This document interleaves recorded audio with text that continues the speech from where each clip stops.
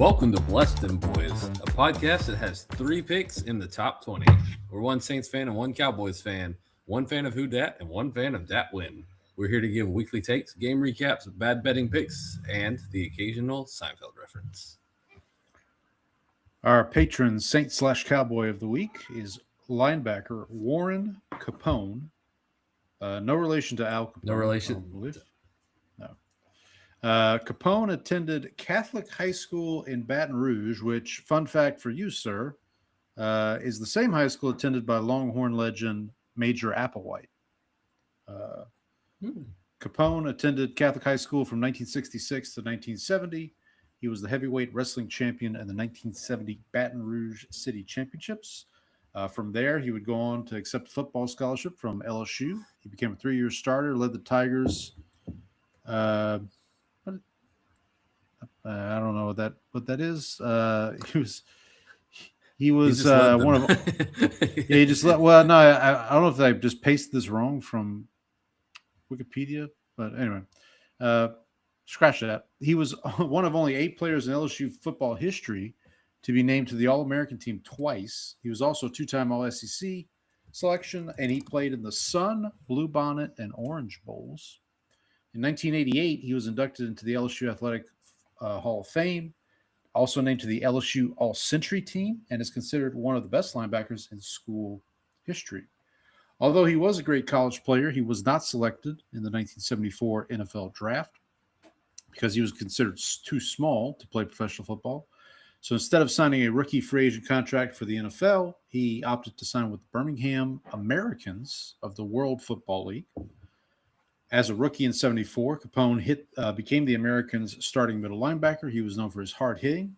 Team finished the regular season with a record of 15-5 and became the inaugural World Football League champions. 1975. I have. Before we go on, I do have an update. That is the way that the article is written on it. It's just he. Oh, is it really? In this list. I'm about to edit this and make a little comment on here. So. He's like, he led the Tigers in what? Anyway, 1975, the Americans were replaced as the Birmingham WFL franchise by a new team called the Birmingham Vulcans. He was the leader of the defense until the WFL folded mid-season. November 22nd, 1975, he was signed as a free agent by the Dallas Cowboys. Becomes a backup linebacker and was mostly used on special teams. And he played in Super Bowl 10 and blocked a punt in the game. Became the only player to have participated in championship games for both the NFL and the WFL. August 4th, 1976, he's traded to Tampa Bay in exchange for a conditional draft choice, which was not exercised. 1976, he is waived by Tampa Bay before the start of the season on September 5th. October 26th of 1976, he signs with the New Orleans Saints as a free agent, returns a fumble for a touchdown during the season, and is subsequently released September 6th, 1977. In terms of his post-NFL life, post-professional football life, December 1st, 2005, he begins coaching high school football at Christian Life Academy. In his 3rd season, he was named Coach of the Year, guided Christian Life Academy to a state Class 1A, second-place finish with a 12-2 record just 2 years after the school finished 0-9. On July 26, 2010, he was let go by the school, finished with a 19-25 record, 12 of those 19 wins coming in 2008 in 4 seasons.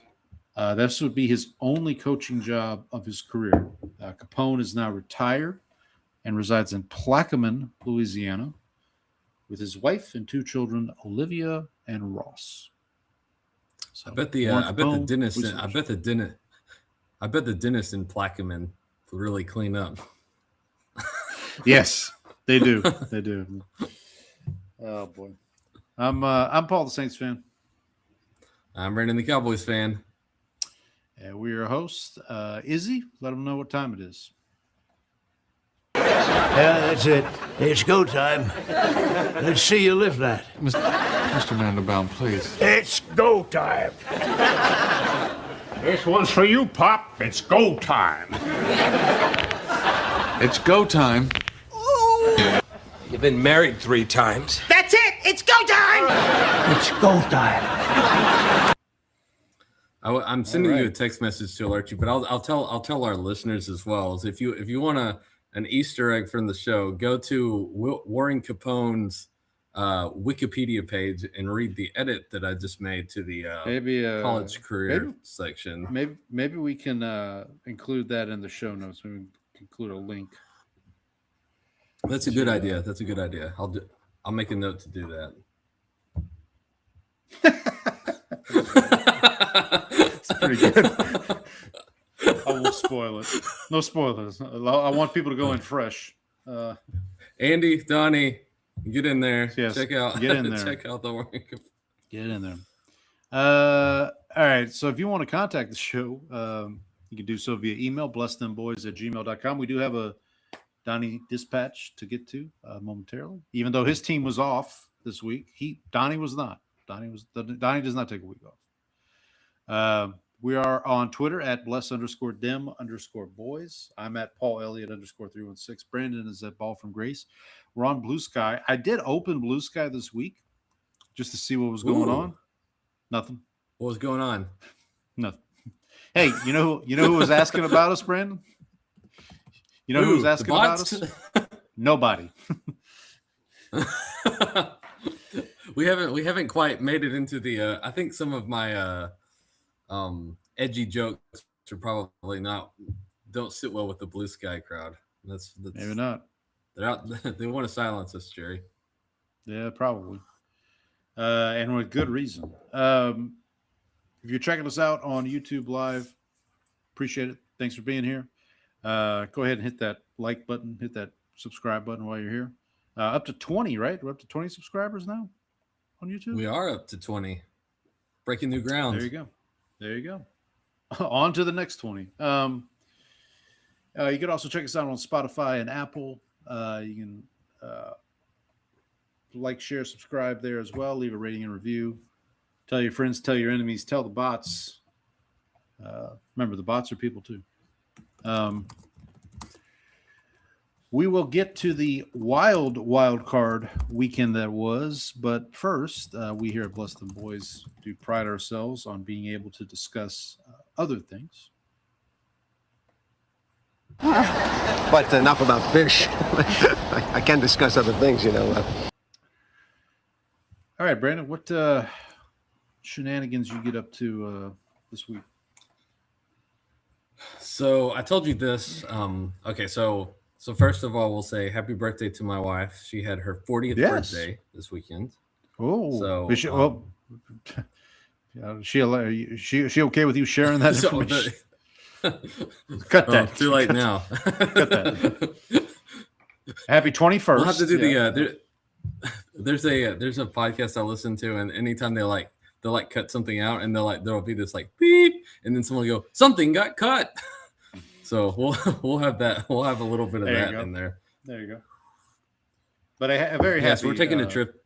Birthday to your wife. Yeah, so we did like some stuff this weekend, but we're traveling out to a national park this upcoming weekend to celebrate because it'll be MLK Day weekend, so we'll have the long weekends for that. But this weekend we did that, and then Sunday was Sunday or Saturday. I think Sunday I put on Black Swan and did a rewatch of that with Natalie Portman and Mila Kunis. Which is that movie is still off the walls, still great, excellent movie. And then I did on Monday. I actually following up with that. I was like, I'm gonna actually put on. I wanted something to like some music to listen to help me concentrate at work, and so I put on the Swan Lake, just like the music from the background. It's actually, it was pretty good. So not like the Tchaikovsky actual, like the. Oh, so wait, so the score like the actual ballet music. Okay. No, the Tchaikovsky original ballet. Oh, okay, I got you. Yeah. So that was good. I actually got a lot done while listening to that too. So did that, and then also on Saturday I turned on the original not the Batman, but Batman with Michael Keaton. I put that on for the kids. More language than I remember being in that movie. Yeah, that movie's off the charts a little bit, like because you forget how Nicholson dials it up to 11 a couple times, and one Keaton too. Yeah, Keaton, he gets it gets pretty intense in there, but I think they actually enjoyed it pretty well. I remember when I was pulling it up on, it's available on HBO Max if you're interested. All those original Batman movies are available on HBO Max. And so I remember I think the night before, I was like, oh, I kind of wonder where this is. And so I pulled it up, and then you know how you can watch the trailer. And I hit the trailer, and me and my wife immediately were like, oh my gosh, this looks incredibly dated. It looks. Yeah. It was the preview was the trailer was a little rough. I watched. Did I watch Batman Returns? I try to watch Batman Returns, the second one, around Christmas time because it's a quasi Christmas movie. The one with Penguin and Catwoman. Like it's kind of a. Yeah. Oh man, Michelle Pfeiffer. Ooh. Yep. Yeah, buddy. She has a lot of attributes prized by the superficial male. She does. You know her. Is it her sister? Dee Dee was on Seinfeld. Correct. Yes, it is her sister, right? Yeah, wasn't she the girl? Wasn't she the woman that George says, "Hi, my name is George. I'm single and I live with my parents." And she was like, "I think so. I'm Victoria. Hi," or whatever. Yeah, something like that. I'm gonna fact check that while you. And so we did that, and then the other thing is we got the Switch this Christmas, and so we've been having family game nights on there. We've been playing Mario Party, and then this weekend we actually busted out Mario Kart. And there were a couple of times I was very close to rage quitting in front of my children. So that was some good family moments. Let's watch Dad throw his remote across the screen, across the room. Right. Yeah. Let me tell you, Paul, computer be cheating in this game. There were multiple times where I would be ahead in the race for 95% of this race, and at the last second, I would get sniped by the computer like 5 seconds from the finish line, and I almost lost it. I'm just gonna go and pat myself on the back for not losing my cool there. Have I told the story of my roommate who used to get pissed off playing Mortal Kombat in college? No, I don't think we've heard that one. So I think we need to. He had a Super Nintendo, and he would play Mortal Kombat on. You know how they had it had the. Was it the original? Because there was 1, 2, and 3 that we. I don't remember. I remember it was one where you would push the cartridge down into the machine, like it was. Yeah, that's all the Super Nintendo ones. Oh, that's all of them. Okay, so anyway, yeah, I remember he would play Mortal Kombat for hours, and he would get so pissed off at the game.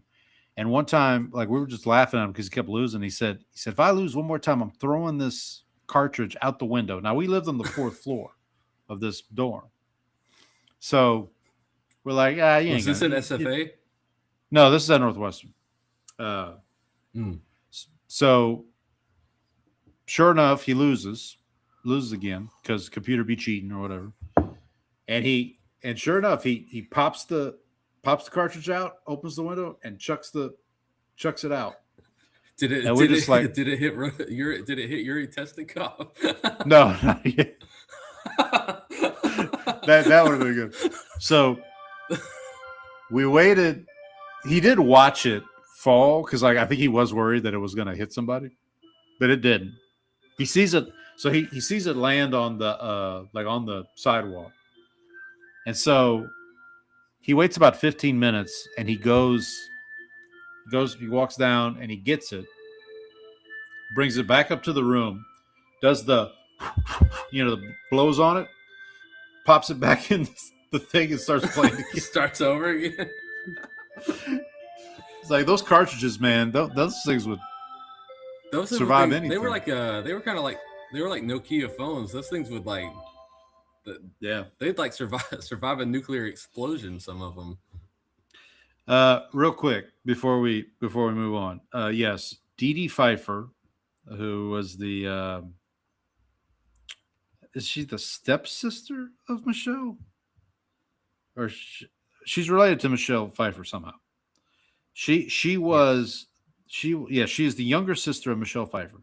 She was the actress on Seinfeld who played Victoria, who's the woman that George picks up in the opposite.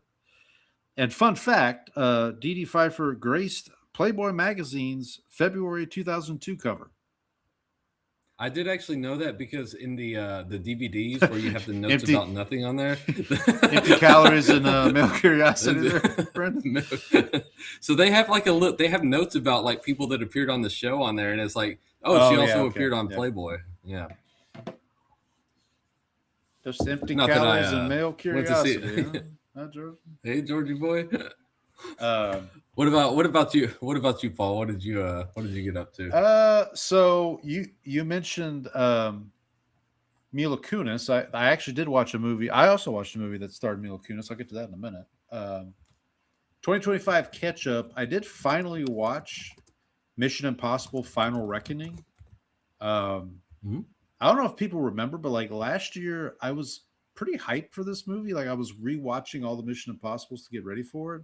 And I just didn't get a chance to see it in theaters. And then the reviews were like not great. And so it finally became available to stream on Paramount Plus. So I checked it out on Paramount Plus. That took a while. Yeah, it was. I think it started streaming in December.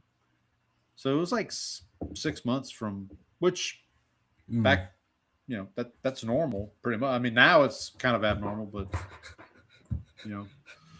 that's like from the bygone days of VHS tapes, right? Like Marty Supreme, I saw in theaters, before Christmas or right after Christmas, and I think it's going to be on streaming on VOD like next week or in February. Like so, you think? Anyway. Do you think he's going to win the? Do you think he's going to win the Best Actor? Well, he won the Globe. He won for Best Actor in a Drama. I mean, his main competition is Leo for One Battle After Another, which if it were me, I probably would lean towards Chalamet. Nothing against Leo's performance, but Leo's also won before. He has. So that's part of it. But like what Marty Supreme was for Chalamet is what I think he thought A Complete Unknown was going to be. In terms of like career-defining performance, I honestly I hope it's either one of those two or it's Michael B. Jordan for Sinners. I know Michael B. Jordan's probably not going to win for Sinners, but I'd like to see him at least. We're heading toward. I feel like we're heading full speed ahead to a scene where Sinners doesn't necessarily win. Maybe it'll win like Best Original Screenplay. No. That's probably so. At the Golden Globes, it won like Best Theatrical Experience or something. Yeah, it was like box office something. Yeah, it was some made up. It was like basically like the Protector of the Year award. Well, yeah, exactly. It's like you are not. These are the movies that everybody saw but are not going to win Best Picture. So like we're just going to put you in your own little category. I kind of like, but I also kind of think it's kind of like made up. Yeah. But getting back to Mission Impossible: Final Reckoning, the reason, or I did check it out on Paramount Plus, and I could see where the bad reviews came in. It very much felt like, I think I put this in when I logged it on Letterboxd. It felt like a series finale of a TV show. It had that kind of feel to it. Now the last like 30 minutes of the movie are really good, but it's almost 3 hours. So like it's a lot of reckoning. Okay. it's a lot of reckoning. But I think it's worth if you have enjoyed the other films, I would say give this one a chance. I will say this: the timing is pretty good. The pacing's good. It goes by fairly quick. It doesn't get bogged down too much. So for what it's worth, I actually did check out. There's a new series on Netflix that premiered on Friday, and it's called His and Hers, and it stars John Bernthal, who folks might know as the Punisher. He also is in he was in Wolf of Wall Street. He was in Walking Dead years ago. He's in The Bear. Very good actor. So it stars John Bernthal and it stars Tessa Thompson. Tessa Thompson, who was Valkyrie in the MCU. She might actually get nominated. She had a movie come out this year called Hedda, I think. It was like an Amazon Prime movie that she got a lot of praise for. I think she was nominated for a Golden Globe for it, but anyway. So they play. So Tessa Thompson is a former news anchor who she and John Bernthal are married, but they are estranged. So like when the show starts, there is a murder has happened in this small town in Georgia where John Bernthal is is a detective, and Tessa Thompson mysteriously just shows up back in town. She's been gone for like a year. She and Bernthal were married. They had a kid. Something happened there was a tragedy involving the child, and Tessa Thompson basically just took off and left. But they weren't like divorced. She just left. And then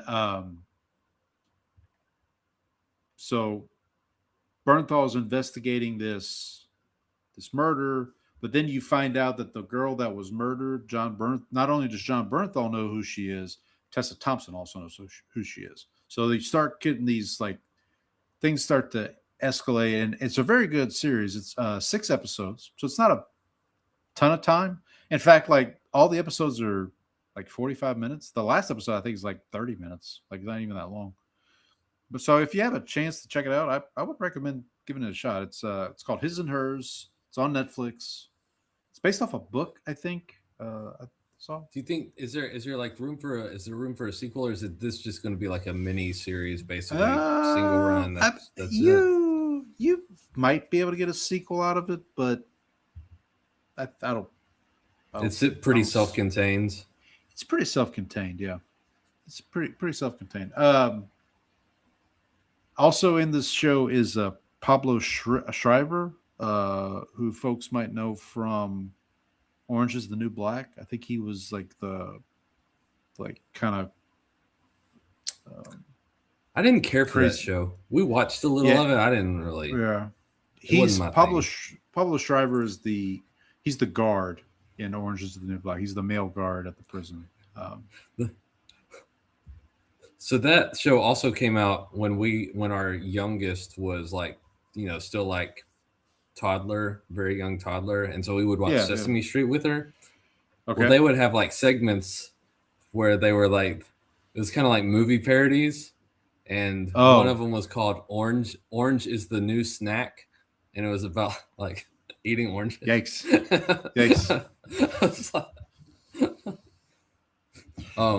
Well, that reminds me, I also did watch another couple of episodes of Wednesday, which I think is relevant because we will be talking about one of the actors on that show, Trevor Lawrence, and his performance against the Bills this week.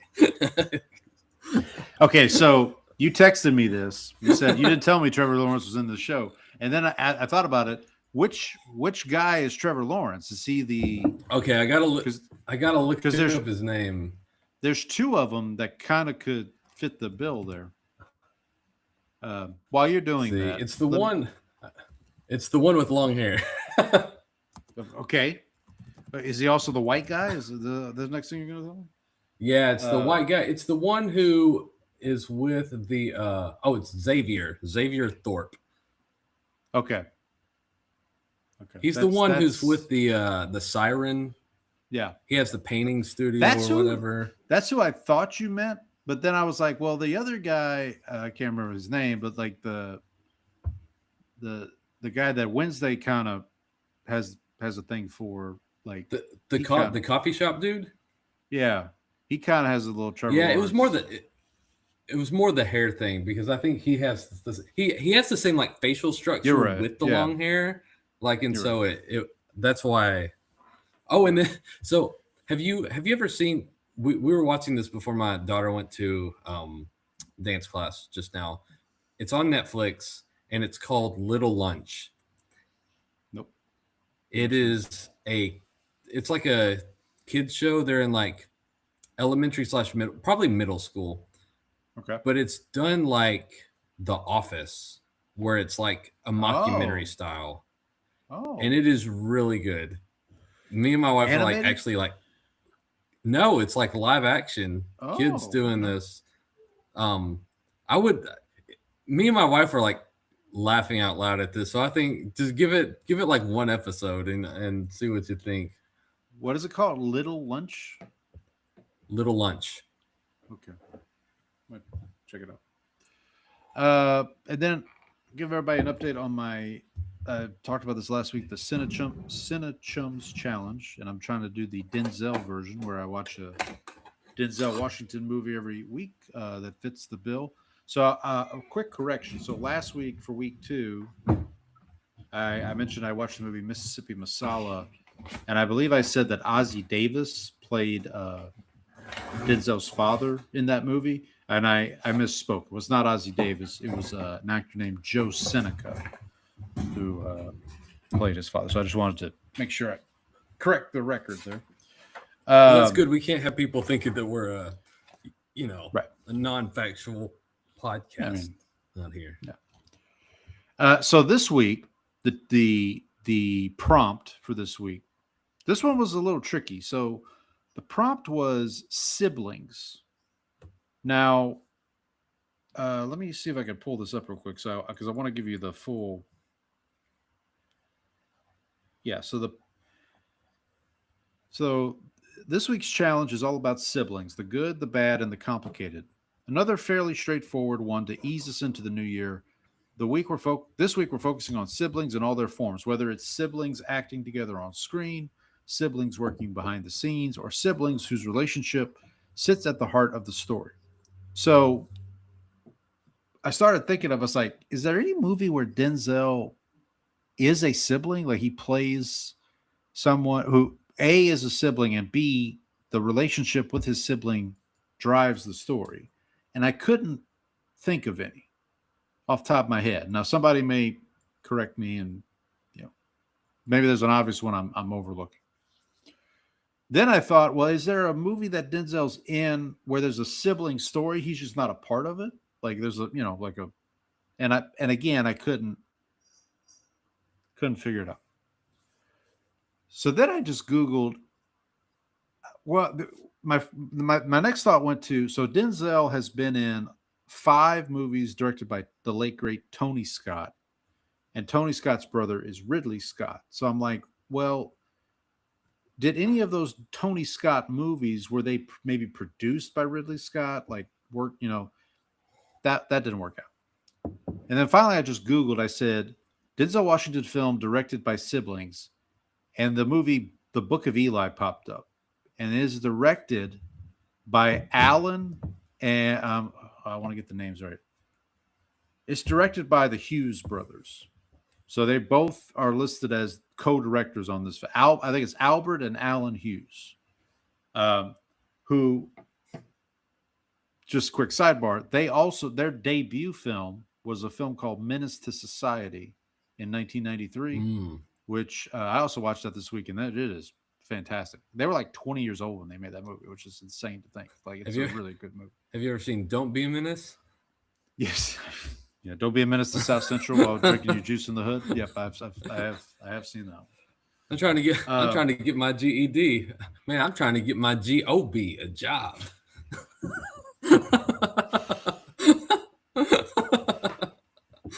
We used to be a country. We used to make movies like those. So, Book of Eli was what I watched for this challenge because it is directed by siblings. It was directed by Albert and Alan Hughes. And this movie stars obviously Denzel, but your girl Mila Kunis is in this movie. She actually, I think this movie came out the same year as Black Swan, or pretty close. And it's so. Have you ever seen Book of Eli? Have you heard of this movie?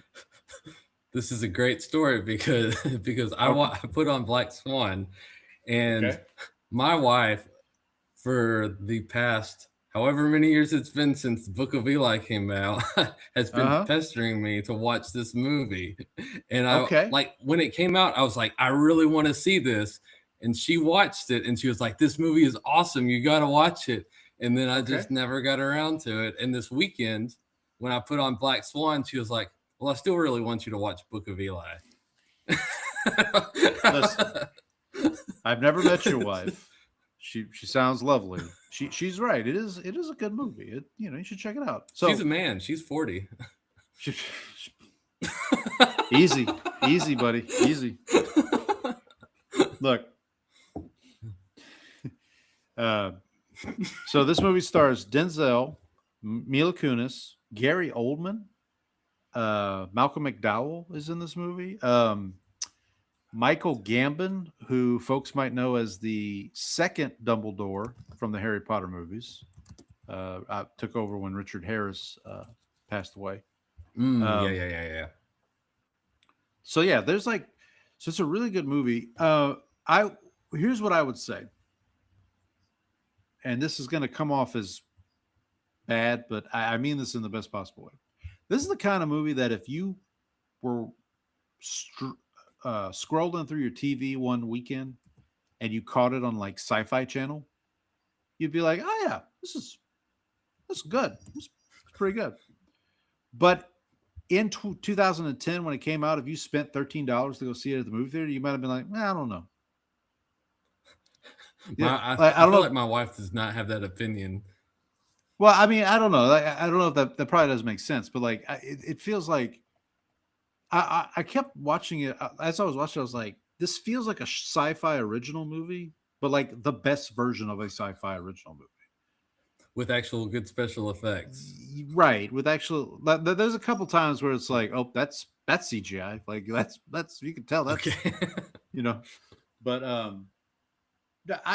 I would now listen, if you watch it now that I've told you and you didn't watch it because your wife told you, that you're just getting in all kinds of trouble. So I think at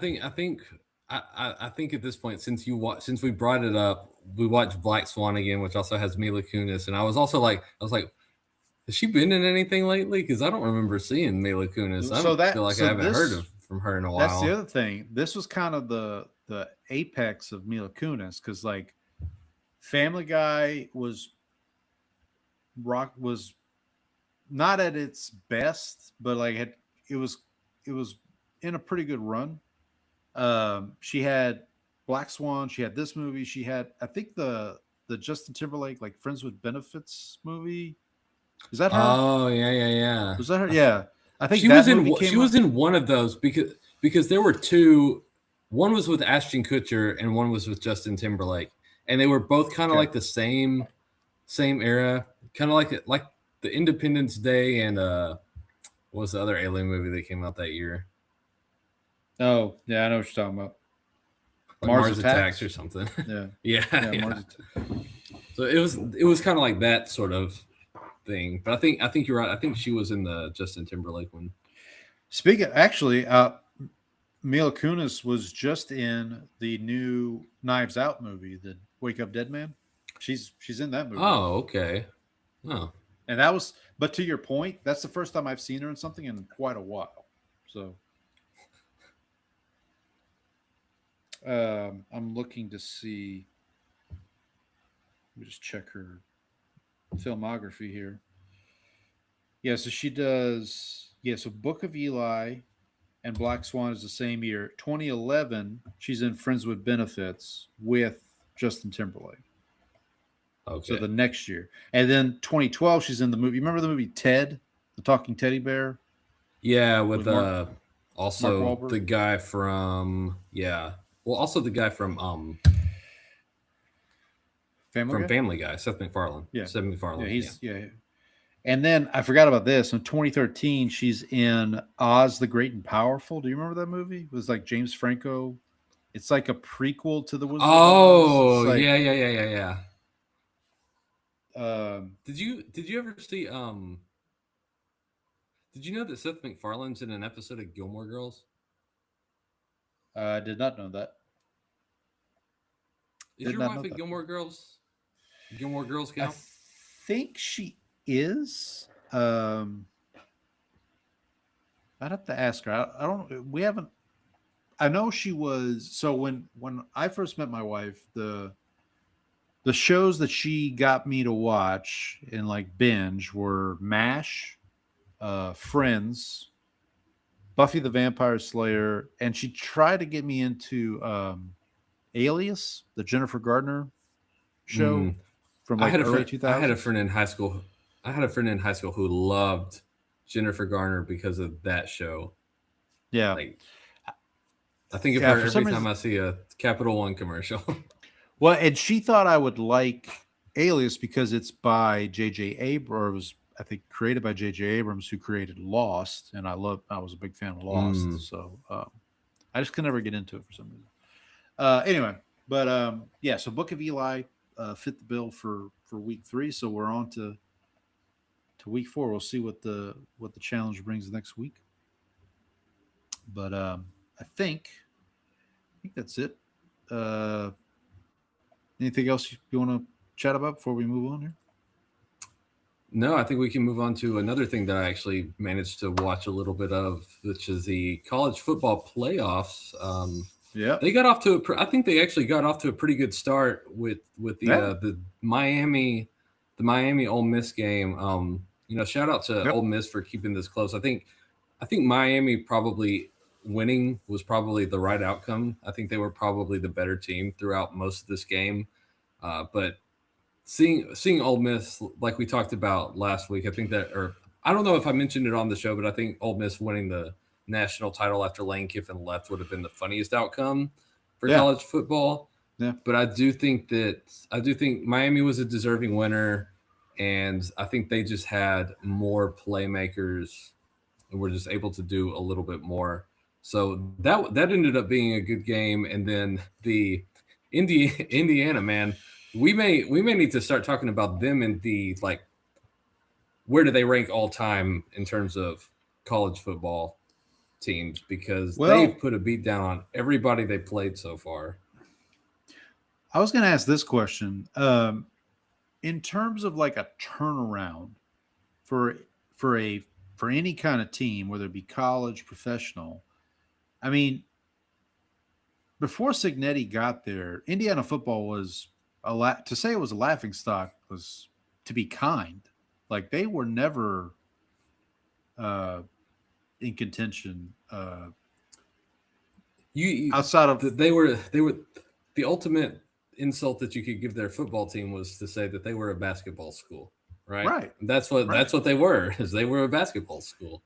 I mean, outside of like the Antoine Randall L years, which were obviously, 20 years or 30 years ago, they were a basketball school, and they would, but now, this is Cignetti's second year, right? And now they're, to your point, they're one of the most dominant teams in the history of college football, and it's crazy. It's kind of crazy to think. And didn't they just get a commitment from?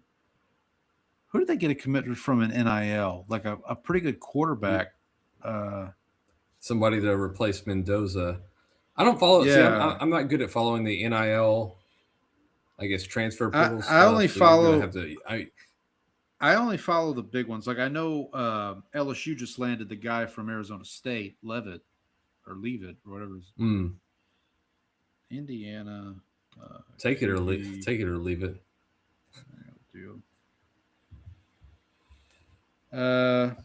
Apparently Fernando Mendoza rejected an NIL deal from Miami.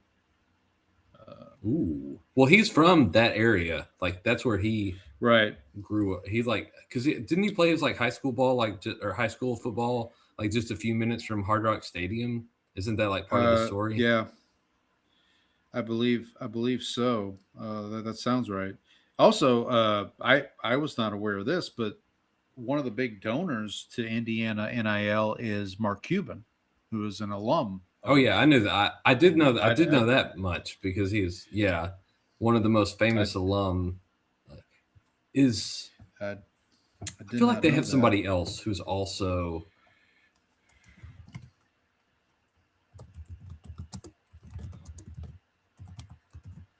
Oh, it was Josh Hoover from TCU.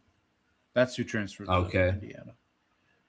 Who I think was a starter for TCU for a little bit this year. I don't know if he finished the season as a starter, but yeah, he's going to be Mendoza. While Mendoza's in Las Vegas, most likely next season, and we'll talk about. We might bring up Signetti again here in a little bit. Talk about, but what you got? famous alumni Suzanne Collins. Okay, the author of the Hunger Games. Right. Isaiah Thomas went to Indiana. Mm-hmm.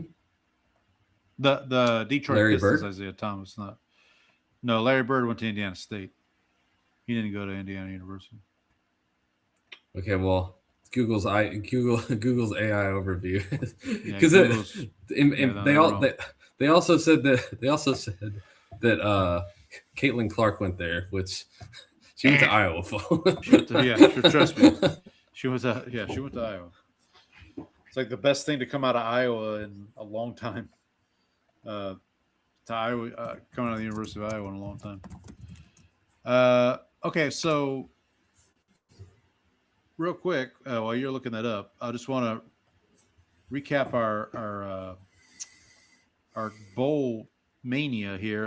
Andy has locked this up. He is 28-17 in first place. I'm 6 games behind, but I'm only 1 game under 500. So if I can get this national championship game right, I'll finish it even Steven here. Brandon's at 20-25. MJ Mann's 18-27, and Donnie is at 14-28. So we will be picking the national championship game here. I'm guessing we're both going Indiana. Yeah, I don't know what. I mean, why would you? What evidence is there? Like, if I pick Miami, or if I pick Indiana and they lose, then I'll just say, and they don't cover, then I'll just be like, okay, Miami played well. But if I pick Miami and they get blown out, then I'm going to feel like an idiot for watching all these games and then still going with Miami. I feel like this is a big game for Carson Beck in terms of his draft prospects. Even if they don't win, but if he puts up a good fight in this game. Now, again, the game is in Miami, so that I don't know how much that'll help or hurt. But have you? By the way, do you have any like idea of like what his like current draft stock is? Like, what's the Carson range? Beck? Is he like a second or third? Yeah, is he like a day 2, day 3 guy at this point, or a day 2 guy? Day 2 guy, maybe. I think best case scenario is like he has like a Tyler Shuck rise and like ends up day 2. I mean,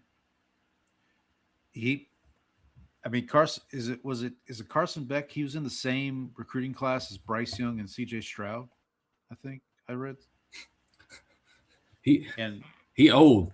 He old is yeah, what he you're old. saying. Yeah, he old. He's a man. He's 40. Yeah.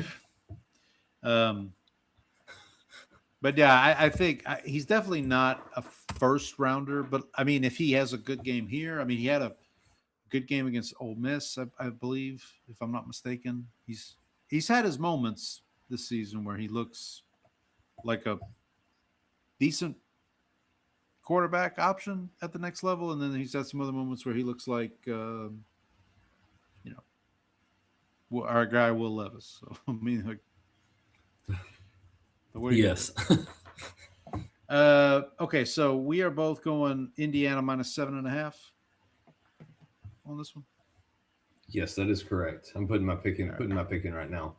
Yeah, don't forget to put your selection in there. Yeah. All right, so we also did on our own. We did our spread picks and our confidence picks for the playoff games. So obviously ESPN's not doing this. We just did it on our own. Brandon against the spread 5-1 for the wild card weekend. The only one you didn't get Not too was shabby. the Packers, right? Packers Bears. That's the only one you missed on. No, I got I think I had the Bears. Oh, no, I I'm think sorry. I'm looking at I the think wrong. It was Jags. Jags. The Jags. Yeah, that was the one. I was looking at the wrong thing. So you were 5-1. I was 3-3. I was happy to be even Steven, to be honest. For the confidence, I was 2-4. You were 4-2. You ended up with 17 points. I ended up with 10. So need to Gonna have to make up some ground there. need to make up some ground here. We did not do upset picks or locks just because of the scarcity of games. We are not going to be doing our newish segments like support the team, really, really great. Just because there's only 6 games, we're just going to kind of do a traditional recap of all 6. Don't know how much time we'll spend on it, but let's see. Let's get into it. Let's talk about. We'll start on Saturday. A'Shawn Robinson presents Rams 34, Panthers 31. We both got this one. We had Panthers plus 10.5, but we both had the Rams. I had a confidence of 4. You had a confidence of 6. This game went about what I thought it was going to be. The Rams got up pretty quick, but the Panthers clawed their way back in, kind of hung around. Pun intended, right? Yeah, exactly. I know Rico Dowdle after the game was a little perturbed about his touches. Mentioned something about in free agency he wants to go somewhere where he can play, basically. So be interested to see where. Come on back to Dallas, baby. Come to New Orleans if he wants to. Ready to strap up. Right. I mean, this game, you and I were texting back and forth. Like, this game almost became a real eyesore for Stafford's career because he made the plays he needed to make down the stretch to win the game. The throw he makes to Parkinson at the end for the game winner is, great catch by Parkinson, great ballet move, a la Black Swan to get in the end zone. But yeah, it was rough there for a little bit for Stafford. And then I thought the Panthers, Bryce Young hung in there. They announced today, Dan Morgan, their general manager, came out and said they most likely will pick up Bryce Young's 5th-year option coming up this year. So makes sense. Yeah. I think you still. I think with what he's done over the end of the past couple of 2 seasons, the past 2 seasons, he's gotten them into the playoffs. Now you battled against what is supposed to be one of the Super Bowl favorites in the NFC. You looked like you actually had a chance to knock them off and pull off the upset. I don't see why you wouldn't at this point give him a little bit more runway to kind of work with what you've got. I think you can probably add a little more. You've got Tetairoa McMillan. I think you continue to build around him in that passing game because you still got like Xavier Legette, like the other weapons on that offense still could probably use a little bit of tuning up. The defense, I know they spent a lot of money in free agency to kind of tune that up. But I think with what they've done, I think they're moving in the right direction. So I think you probably give this a little more runway and just try to build off the success that you've had this season. And then in terms of this game, it just felt like the Rams were trying. They didn't seem like they were interested in making this easy on themselves. Like they looked like they were forcing a lot of things at certain points, and Stafford looked like he was like, let me try to make the difficult throws when they didn't necessarily need to, and maybe part of that is the fact that the Panthers were able to do so. Like, they've got a pretty talented secondary, I think, because they've got Trevin Merrick who from the Raiders on his second deal. They've got J.C. Horn, who I think I think he had to come off the field with an injury late in the game. But they've got like a decent secondary, and they spend a lot of money in free agency. I don't know if they have like the kind of pass rush. I think they're probably going to need to look for a pass rusher in the offseason. But I mean, kudos to them for really fighting back in this game, because at first it looked like the Rams were kind of might just turn this into a laugher and just like kind of wanted to prove that the first time was a fluke when they lost to Carolina, but kudos to Carolina for sticking with this. This game for the Rams kind of felt like a microcosm of their season, their regular season, where it's kind of like they had their really great moment. I mean, Puka looked unstoppable in the first half or the first quarter, got the 2 touchdowns in the first quarter, and then they kind of just put it on autopilot for a little bit, and then but when they had, like I said, when they had to turn it back on, they turned it back on. So kudos to them for that. Their opponent on this week came from their next game, presented by BD Feathers. Bears 31, Packers 27. So I felt pretty good about my Packers minus 1.5 here for about the first half. And then unfortunately, the second half happened. So we were head-to-head here. You had Bears plus 1.5. I had Packers minus 1.5. You had Bears at a 2. I had Packers at a 1.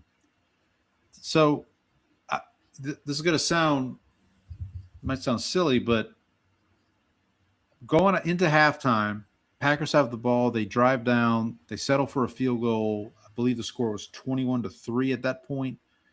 And their kicker ends up missing. It was McManus, I believe. Ends up missing that field goal. And in the back of my mind, I'm like, I wonder if that's going to come back to haunt them. And then did you see my tweet when that kick happened? Mm-mm. I said he's putting the anus in McManus.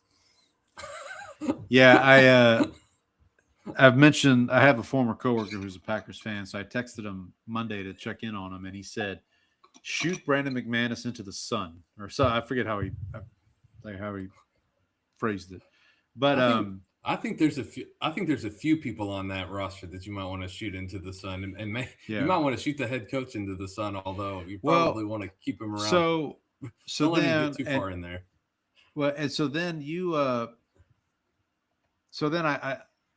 I go, and during halftime I was taking a shower, getting ready for bed, and turn on the second half, and it's 21-13, and the Bears have the ball and they're driving. I'm like, oh man, here we go. Here come the Bears.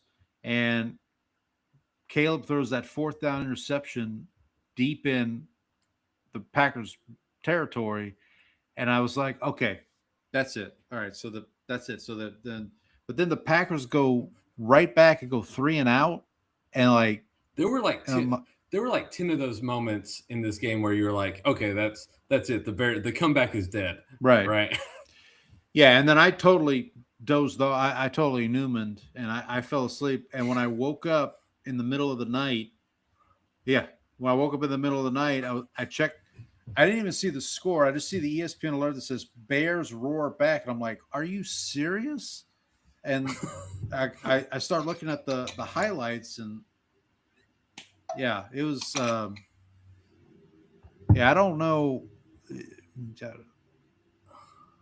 Yeah, I asked my former coworker who's a Packers fan. I asked him the LaFleur question before this game. He's like, you're crazy. That's not going to happen. And then Monday, he's like, I could see it happening now. Like, I don't like it's.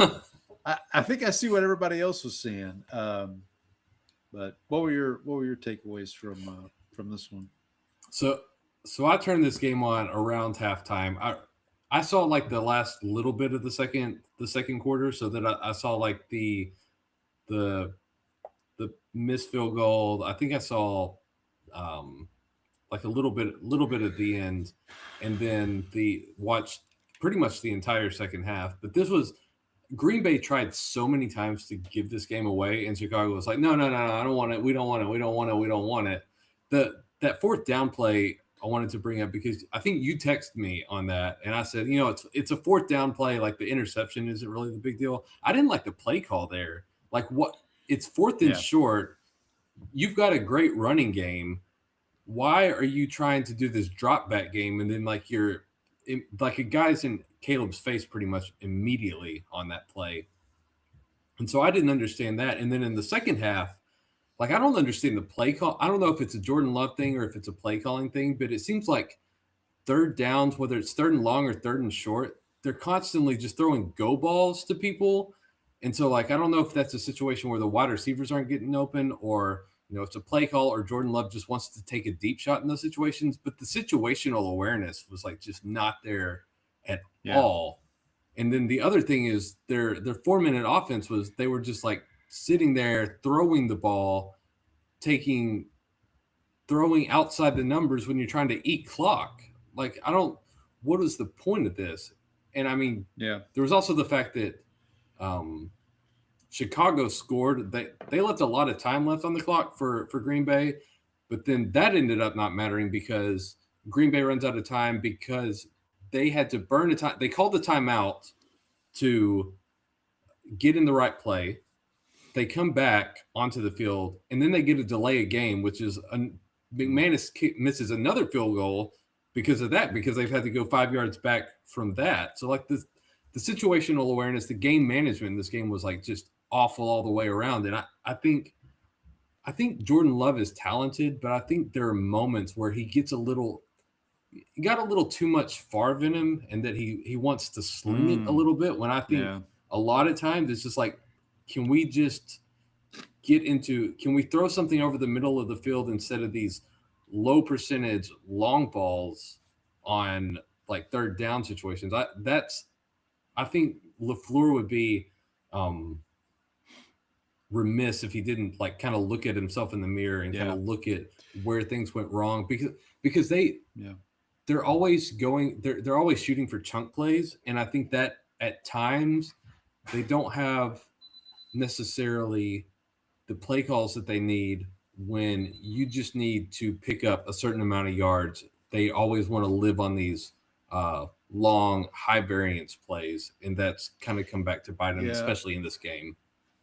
Yeah, so real quick, going back to the Bears, or actually staying on the Packers for a second. So one thing I did see, someone suggested that if LaFleur is staying in Green Bay, maybe LaFleur needs to hire an OC who can actually call plays so that LaFleur can spend more time as an overall game like in the overall game managing side of things. Or why don't you do the thing where you hire a guy who's like, like a Madden expert, who's like more like kind of like in your ear. Maybe he's up top. Maybe he's like in the booth and it's like, hey, this is a situation. Just be aware. We got this many timeouts. We need this. Just as he's running. That would be good too. I kind of get where Packers fans would be coming from, but again, as we talked about with Ravens last week, and we'll probably talk about with the Steelers here in a minute. Like, what's that option B? Like, who are you hiring to replace LaFleur? Now, obviously, you got Harbaugh. You got Tomlin and Harbaugh available right now. Now, and LaFleur's contract is up, so that's a piece of this too. The report came out. Is it up this year? No. He's got a year left. He's got a year. He's got a year left. But the report came out yesterday or today that they are looking. I forget how the phrasing was, but they're trying to get an extension done with LaFleur. So who knows? For the Bears, so this is the game I think that folks. This is the game the folks want to see from Caleb Williams, like plays that he can make. Well, in the second half. Second half. Yeah. Right. Sorry. The second half part of this game where it's plays he can make that are you're like, oh, that's what we want from our number one overall pick. I definitely think kudos to Ben Johnson for the job he's done with his team to get them to turn around like this. We'll see it'll be an interesting matchup this week with Bears and Rams with those two offensive minded head coaches. I do want to ask about this. So the scheduling here. So both these teams played on Saturday. The way it fell out is they're going to play each other, but now they are both going to get an extra day, which I guess is fine since they're both getting it. But they're not only on Sunday, they're the last game on Sunday, which seemed odd. Why they couldn't just make this game one of the Saturday games, put, I don't know, either Seahawks 49ers on, put something else on. I don't know. It just felt weird. But the NFL don't care. They just put the games where they are and just make money. All right, let's move on to Sunday's slate here. We'll start off with Nick O'Leary presenting Bills 27, Jags 24. We were both on the wrong side of this one. We both had the Jags plus 1.5. So my big takeaway from this game is – go ahead. Well, I was just going to say, in fairness, Jacksonville played well enough to win this game. The other team just had Josh Allen in this. Right. Well, that was going to be what I was going to say. My takeaway is Josh Allen. So we talked about this last week. We said, look, there's no Mahomes, there's no Burrow. If you're Josh Allen, this is your time. And I think he took his first step towards this kind of epic run towards a Super Bowl. Because if you think about it, and not to get too far ahead of ourselves, but he's got at Denver. So he just beat Jacksonville, who was the AFC South champ. Pretty good defense, What did they win? 13 games this year? Jacksonville? Something like that. Yeah, I think that's right. So beat them. This week he goes to Denver, and Denver has one of, if not the best defenses in the NFL. So let's say he can beat Denver, and let's say the AFC Championship game is Buffalo at Houston. And we've seen Houston's defense and how good they are. Well, we saw what they did to Josh Allen. Yeah. Yeah. So if he can go on the road, beat Jacksonville, Denver, and Houston to get to a Super Bowl, and let's just, again, not to get too far ahead of ourselves, let's say he gets to the Super Bowl and he beats Seattle's defense, or, I think Seattle's probably the best defense left in the NFC. That's a pretty epic run to a Super Bowl. I think the three best defenses in the league are probably in some order are Houston, Denver, Seattle. Like those are the three defenses, and like he could have to face all of them, all three of them, to win a Super Bowl. Yeah, and we should also say Buffalo had not won a road playoff game since 1993, so that was 32 years ago. They finally did it this week. Yeah, it was the first road playoff victory of Allen's career and obviously Sean McDermott's career as well. So if they go from that to now having to win 2 more road playoff games, because they are the lowest seeded AFC team remaining, so they cannot have a home game rest of the season, rest of the playoffs. I thought about this today. I was like, man, if Allen does this, if he beats Denver and Houston, hell, even if he beats the Patriots in the AFC Championship, like that's still, I think at that point you just build the statue right then and there. Well, yeah, I mean, if you're Buffalo, so yeah, I'm interested to see how far they can go. I mean, so you and I were texting back and forth. I mean, his best receiver right now is Khalil Shakir, but like his second best receiver is Brandon Cooks. Like that's, I think I think Brandon Cooks is also the first receiver to have at least 50 yards receiving in a playoff game for 4 teams. Wow. Yeah. Do you know that? Do you know that? Can you name the 4 teams? Well, the Saints is one of them. No, not he did not have 50 yards receiving in the playoffs with the Saints. Oh, interesting. Okay, so the Bills, obviously. Yep.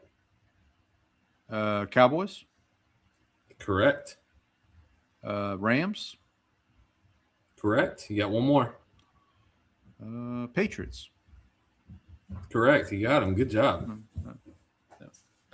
Did he make the? I'm trying to think. Was he? He had to be on the Saints playoff. One of the playoff teams for the Saints. I think He just didn't- I think he did, but I don't think he had enough receiving yards. I was actually surprised that he had, but I was thinking like in that 20, he was on that 2023 Cowboys team that got dismantled by the Packers, and they were just having to throw the ball all the time because they were so far behind early in that game. So, Listen, if just real quick on the Jaguars, I mean, obviously a big step forward for them.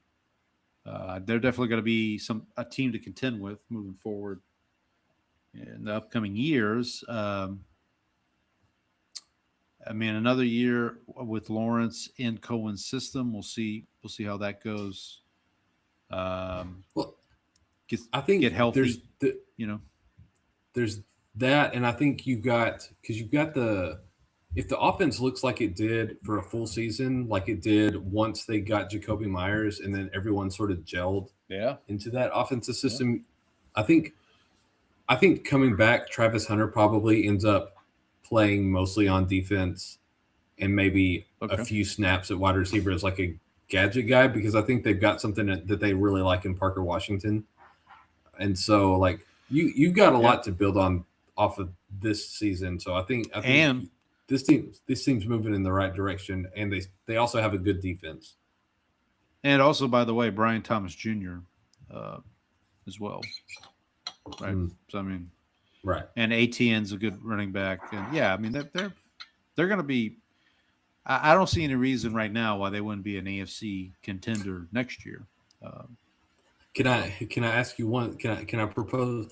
Should Jacksonville have intentionally lost the AFC South title? Well, I mean, it's good. So had they done that, based on how everything else played out, they would have been at Pittsburgh. Would they have been? Right. I guess? Correct. So would you rather play Josh Allen, or would you rather play the Steelers? Well, I mean, I guess you have a point there. But I mean, listen, good first season for Liam Cohen. Did you see this exchange he had with a reporter after the game, where the reporter was like, keep I saw everyone got their everyone got their panties in a wad over about journalistic integrity. Yeah, like who cares? Like did you see the McAfee response to it? No. Okay, well, he was basically just like, all these people who became sports journalists don't even like sports. They just weren't smart enough to get into politics. So it was pretty funny. Thanks for that, Pat. I will say that these people, you're not journalistic and you have no integrity. No reason to get your panties in a wad about this. What a stupid thing to get mad about. Exactly. All right, let's move on to this. This will make you happy, buddy. Greg Leader says 49ers 23, Eagles 19. I'm going to let you have your fun here at the Eagles' expense. So why don't you? Well, I would like to point out that Mr. Super Bowl MVP had less than 175 yards passing, average under 5 yards an attempt. So we see what happens when he's not being propped up by a running game. There were some moments where Saquon actually got going in this game, and I thought that because San Francisco is on their 5th and 6th string linebackers at this point, Eric Kendricks had the game sealing interception or the game stealing play on this one. So former Cowboy, by the way. There you go.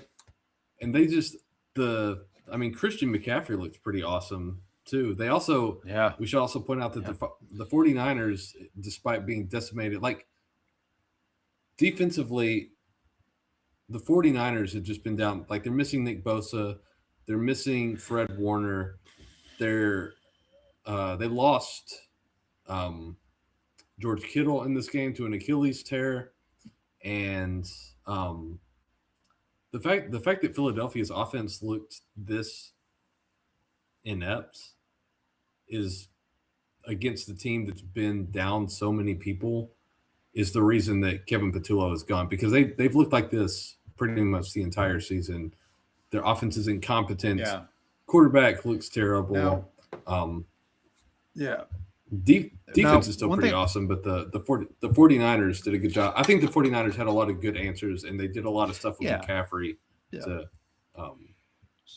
put him in good situations. So my two takeaways. So first off, and I know all the regular season awards, I believe, have been voted on before the playoffs start, but Kyle Shanahan should be coach of the year. I mean, in my opinion, like all the injuries that they had, I know they played a last place schedule. I get that. But like for all the stuff that they had to go through with injuries and all that, and they're just humming along, and they could have been the 1 seed. Like they were 1 game away from being the 1 seed in the NFC.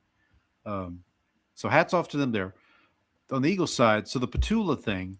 So I originally took the announcement today as he was fired, but the way it was worded, and somebody pointed this out, is he was told they're making a change at offensive coordinator. What makes it seem like he might stay with the team. He just won't be the offensive coordinator.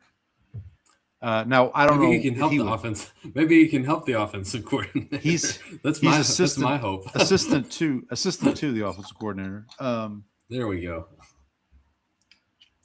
Now, let me ask you this as a Cowboys fan. Who is the offensive coordinator that the Eagles could hire that would put fear in your heart? Is there one? Someone who's smart enough to realize that Jalen Hurts ain't it. Oh, I thought you were going to say someone who's smart enough to realize, hey, that's Saquon Barkley back there. Like we got Saquon back there. Like when Mike McDaniel, like if they hired Mike McDaniel or Cliff Kingsbury or I don't know. Kingsbury doesn't do it for me. I think I would worry more about McDaniel. But his gadgetry kind of ended up falling a little flat eventually too.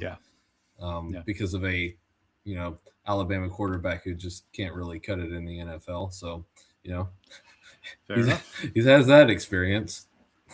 Yep. So the 49ers will now travel to Seattle to play our good friend Trang's beloved Seahawks this weekend. It's funny. So we get a rematch from 2 weeks ago. Kind of interesting little tidbit there.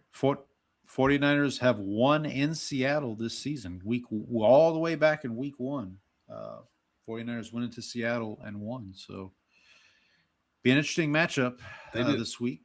They did not look like the same offense in that week 18 matchup, though. That ended up that right. They looked like they had no shot in that one. Yeah. All right. Sunday night game here, presented by Not That Reggie White. Patriots 16, Chargers 3. I got to be honest, I didn't see much of this game. You didn't miss anything. So I did see. This is what I did see. So I believe it's the Patriots' first drive. There's a Drake turnover deep in Patriots territory, and the Chargers only turned that into 3 points, I believe. Or no, they turned it into 0. I think they go for it on 4th down and didn't get it, or I wasn't able to turn this game on until later. Because I turned it on. I think they were coming out of halftime. It was 6-3, and then the Patriots were driving. Drake May gets bumped in the back, and then he still decides that he's going to try to get the pass off and then fumbles. Chargers get the ball back. Justin Herbert is getting destroyed every other drop back, and so like I was like, Yeah. okay, I think I've seen it. I think I've seen enough of this game, and then turned it off and went to bed. Yeah, no. So this is what it was. So it was the second possession for the Patriots. There's an interception. Drake throws an interception, and then the Chargers proceed to go 4 and out. So they go for it on 4th down. They don't get it, so they come away with no points. Patriots follow that up. They have a big play by Travion Henderson that leads to a field goal. Chargers come back, kick a field goal. So that's when. So my point being, when the Chargers didn't get points on that after that turnover, I was like, okay, this is how this is going to go for the Chargers probably. So, yeah, good win for the Drake. His first playoff win and his first playoff game, right? So yeah, because I mean, this is only his second season, right? So, they'll have a little bit. I think a little bit more of a test this week with the Texans coming in. We'll see how that plays out. We should mention the Chargers, much like the Eagles, will have a change in offensive coordinator. Greg Roman has been dismissed. Also, Jesse Minter, their defensive coordinator, will most likely have a head coaching job next year, based on what I've seen in Baltimore. Possibly, he's the betting favorite, I believe, in Baltimore right now. Or actually, no, he is. He is the betting favorite. Yeah, Flores is the betting favorite in Pittsburgh. He was the favorite when I looked last week. I don't know if that's changed or not, but he was the favorite in Baltimore when I looked. And then so I guess we'd call this the fall of the Roman Empire. Yes, it is the fall of the Roman Empire, absolutely. Yeah, I don't know who Harbaugh will bring in for. Be interesting to see who he brings in for his offensive coordinator job. Yeah, the Patriots, again, kind of similar to the 49ers. They had a last place schedule. One, did some damage there. Travion Henderson's the real deal. I mean, Drake's obviously the real deal. I'd be interested to see how they do this week against the Tech. So it's very possible the Patriots could host the AFC Championship game. Like, that's not out of the realm of possibility here. But we'll see. We'll see what happens. The opponent for the Patriots this week was determined on Monday night. Sammy Coates presents Texans 30, Steelers 6. So you had the Texans, so you were on the right side here. I had Steelers +3, so not good for me. Yeah, this Texas defense is the real deal. Sheldon Rankins, shout out to Saints legend Sheldon Rankins for a scoop and a score touchdown there. 2 defensive touchdowns for the Texans. I don't know if the Texans defense is as good as the Ravens 2000 defense, but team. I will say that this game, they were going over on the Athletic Football Show. They were going over this like the advanced stats from this game, and it's like basically like top 2 in everything for like EPA per play, success rate, drop back success rate. Like they basically. I watched this game. And I turned it off. It was still, as my 5-year-old would have been very excited to say, it was still this score when I went to bed. But you could tell that like Pittsburgh was not going to be able to do anything because Houston had turned the ball over 3 times, and Pittsburgh basically did nothing with any of it. And so I was like, if I wake up in the morning and find out that Pittsburgh lost, I will go back and watch the rest of this game. But at this point, I have seen no evidence that they can do anything against this Texans defense, which is just a menace at all times. Yeah, CJ Stroud, 5 fumbles, lost 2 of them, also had an interception. So if you look at his stat, he had 2 fumbles on like shotgun snaps where he just like like the ball got snapped earlier. He didn't handle it correctly. But if I told you, so interception, fumbles aside, if I said, okay, Stroud's going to be 21 of 32, 250 yards with a touchdown, Woody Marks is going to run for 100 yards. If you're the Texans, you got to feel pretty good about your chances to win that game because you know your defense is going to be like a menace, like you said. With that defense, you only need to get to like 15 points to win a game most of the time. You don't really need to do too much. And then I will say, like, Stroud needs to figure out how to move a little better in the pocket because he seems like when he gets hurried, his footwork kind of falls apart. And that was like what happened on that interception was this. He just kind of sort of like doesn't reset his feet and then throws it late kind of across the middle, like middle of the field maybe, like somewhere between the field and the numbers. And so like there were times where he's just kind of like moving in the pocket and he'll be like sprinting forward. He doesn't have his feet set. And I think those are the moments where he gets in a lot of trouble. So I think that's part of his game that I think would need to improve. But like when you look at the score of this game and then you take into account that the Texans like tried like lost their mind on offense, giving the ball away. And it was like, if they hadn't done that, like they may have won this game, but they may have put up 50 against Pittsburgh in this game. They might have, yeah. Also, we should mention Nico Collins had to leave the game with a concussion. So that's something to keep an eye on. That's a big loss. I will say, though, Christian Kirk was like out of his mind in this game. Pittsburgh couldn't cover him. Like he had the 150 yards receiving in this one. He was all over the place. Yeah. Who Stephen A. Smith accidentally called Charlie Kirk this morning on First Takes, which was not his best moment. Well, you know, he is trying. He's trying to get into politics. That's one way to go about it. Moving on. So that's wild card. That's the wild card weekend. We'll preview divisional round here in a second. I just want to go through. So last week we went through the picks 1 through 18 in the first round of the draft. I won't recap that. But so now that we've got the division or the wild card round done, picks 19 through 24 are as follows. You have the Carolina Panthers at 19. You have the Dallas Cowboys at 20 by way of the Green Bay Packers, thanks to the Micah Parsons trade. That when that trade happened, everyone assumed that trade is going to be like 28 or better. Yeah. And the fact that it is now like only 8 picks away from only 8 picks away from the Cowboys draft pick is that's a pretty big win, I would say. I would say so, yeah. So Panthers 19, Cowboys 20, Steelers 21, Chargers 22, Eagles 23, the Browns at 24 by way of the Jaguars due to the Travis Hunter trade, or the trade that ended up getting the Jaguars Travis Hunter.